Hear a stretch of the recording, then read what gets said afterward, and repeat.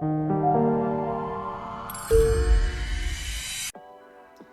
folks, it's Shenuka and I'm back with another project breakdown. So 2022 is the year of the tiger and I've been planning this video for a while now, but it's a bit late. Tigers are one of my favorite animals. I mean, look how majestic, but also kinda cute. And here's a famous tiger from my childhood, one of the most intimidating Disney villains in my opinion. He was animated by Milt Kahl, certified animation genius. To animate a four-legged character with this much personality, as well as the stripes, what a feat. So in this project, I wanted to try and animate a four-legged walk cycle with a tiger. I started off by looking at some photos of tigers and making some studies, figuring out the shapes that make up their bodies, where their joints are and how they articulate. This will help immensely with animation as well as the character design. It's always great to study the real thing before you start trying to abstract it. For character design and inspiration, I decided to go in the opposite direction of Lean Mean Shere Khan. I looked into the artist Bu Ma, I hope I pronounced that correctly, who draws these adorable fat tigers for inspiration on how to make the tiger look kind of cute and squishy. I also looked at traditional art of tigers to incorporate some of those color elements. I find when you draw inspiration from a variety of different sources, you can come up with the best and really unique designs. And here's the little guy I came up with. But before we continue, huge thanks to Sketchfab for sponsoring this video. Sketchfab is a super cool site with a huge library of 3D models and assets accessible to everyone. And not just that, it allows you to upload, buy and sell all kinds of 3D assets easily. So don't forget to check out Sketchfab for all your 3D model needs with our link down in the description. To start off, I checked out some photos and videos of how big cats walk. And of course, I went to the animator's survival kit. So what I gathered is that a four-legged walk cycle can be split into two-legged walk cycles kind of. When the back legs are in the contact pose, the front legs are in a passing pose. And when the front legs are in a contact pose, the back legs are in a passing pose. Remember, this is just a shortcut. If you observe more closely, there are certain differences, but I feel like this is a good place to start. In my character design, I already have my first extreme with the back legs in a contact pose. I'm tracing it out so that I have a nice base to work with.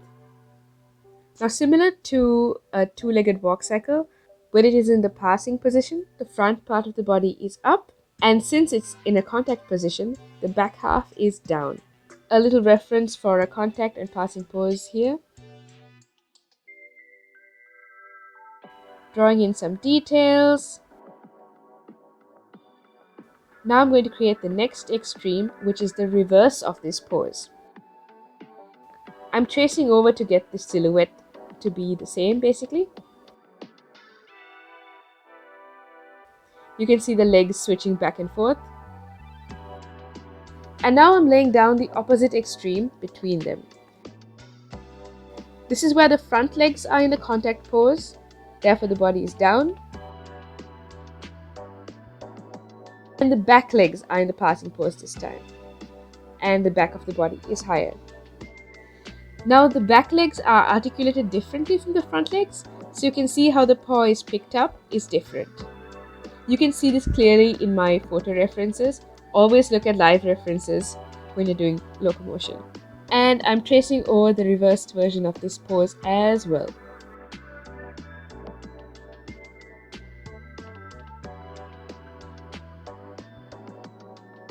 I'm adjusting my timeline to have the timing I want and ending it on my last frame so that it loops when I play it back.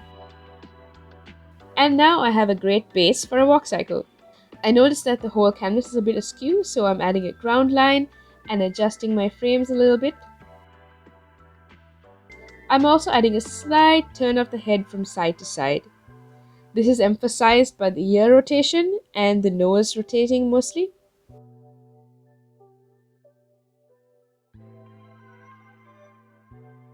Something that's useful in all walk cycles is to add a foot tracker. This makes sure that the walk feels grounded and that the feet don't look like they're slipping along the ground. Having the feet be equidistant to each other makes them look like they're properly planted. I'm marking where the feet are right now. This may need some adjusting later on. I have a separate tracker for the back legs and the front legs.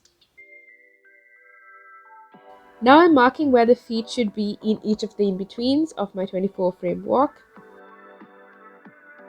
I'm adjusting the positions of some of them.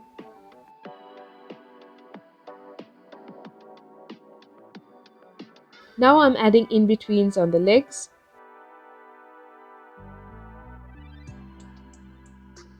As the paw is placed down in the front legs, the back paw is picked up.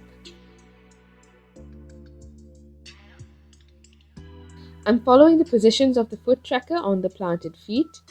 I'm changing the keyframe type on my extreme poses so that I can clearly see which frames those are when I'm looking at my timeline. I'm in-betweening the rest of the body as well.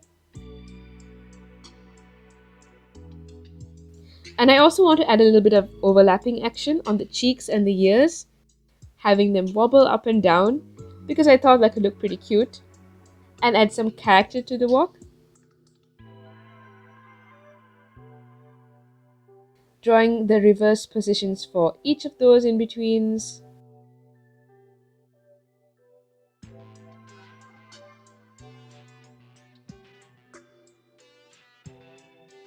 And now for the tedious job of adding the stripes. I'm trying to make sure that they stay consistent, so I'm going to animate them straight ahead, frame by frame. Notice how they compress a bit in the middle as she walks. The markings actually help emphasize the movement and the shape of the body, which is one of the reasons why I really like tigers. And the animation is done. Now it's line art time.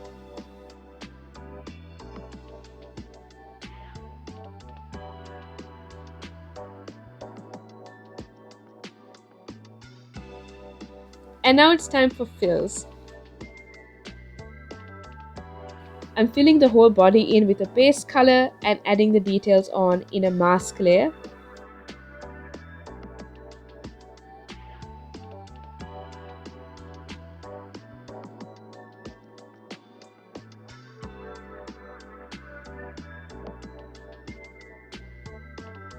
Adding these in frame by frame as well. And there's a colored version. Adding some shadows on with a mask and the blending mode set to multiply.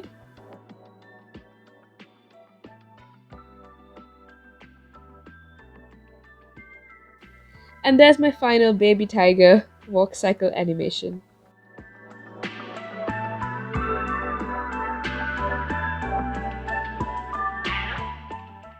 A huge thank you to all our patrons over on Patreon. Their names are up on the screen right now. Also, you can join our Discord if you want to hang out with us and other creatives, and follow our social media if you want to see what we're up to. Thanks so much for watching, and I'll see you next time. Bye bye!